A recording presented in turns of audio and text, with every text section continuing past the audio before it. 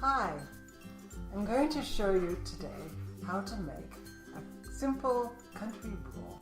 Now I have another video that I've done on this kind of bread, and this one comes out a little bit better and it rises higher and it's a little firmer, but it does require a few more steps. It's not quite as convenient, but it comes out very good and I think you're going to love it. We start by adding some warm water to a bowl. Then we add some yeast, some salt, and I like to add a little bit of molasses. It gives the bread a kind of golden color. You can leave out the molasses though if you don't want the sugar. Then we stir well. I like to use the dome because it has such a wide surface and it really does it very quickly. Now it's time to add our flour. This is all-purpose flour, but you could use bread flour, or you could substitute in a cup or two of whole wheat flour. But if you do, add a little bit more water, and then stir it well, and scrape all the flour into the mix. So we're going to autolyze the bread, and what that means is we've given it the water and we're going to let it stand for 15 minutes. This helps the gluten form right away and builds a good structure to the bread, and you only have to knead for less than a minute.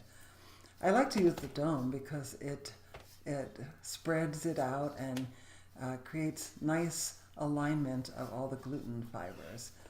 And you do it in a radial direction by turning the bowl, and really you only have to do about a dozen spreadings. And once we're finished with that, you scrape the dough into the center of the bowl, where we're going to leave it to proof for 45 minutes. Cover it with wrap so it doesn't form a skin. Then after 45 minutes, we stretch and fold the dough. And this also adds height to the final bread because it creates more opportunities for the gluten bonds to form. So the bread can stack up higher. You're literally stacking up the dough so it will be a higher rising loaf. And cover it with wrap again. Let it proof for 45 minutes and then do a second round of stretching and folding.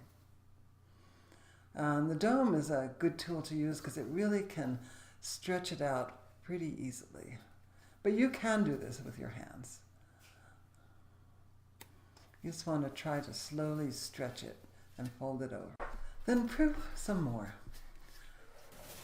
After 30 minutes, it's time to shape the dough.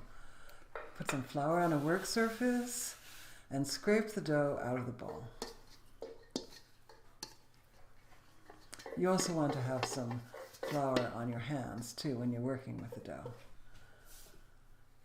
Then turn it into a ball shape by grabbing a section of dough and folding it to the center, going around in the circle until it's kind of a more spherical shape.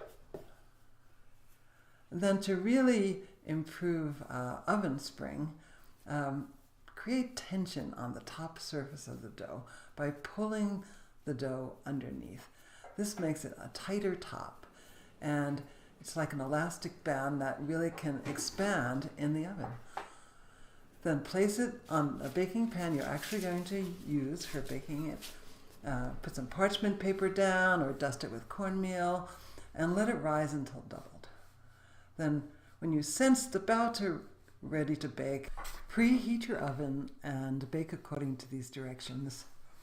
And your kitchen is going to smell great. And there it is, the beautiful loaf. It rose so high and it's got that golden color and delicious. Now if you prefer to shape your dough in a Banneton, it's a little easier, but it does run the risk of the dough sticking to it. So make sure you use a lot of flour.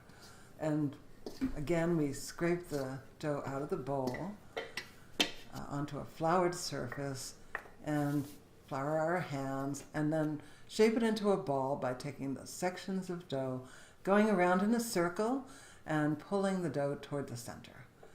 And then we're going to place it in the Banneton, top side down, and let it proof for, it's going to be more than an hour, usually, depending upon the temperature. But let it rise until it overtops the Banneton. And you can cover it with these covers that come with them.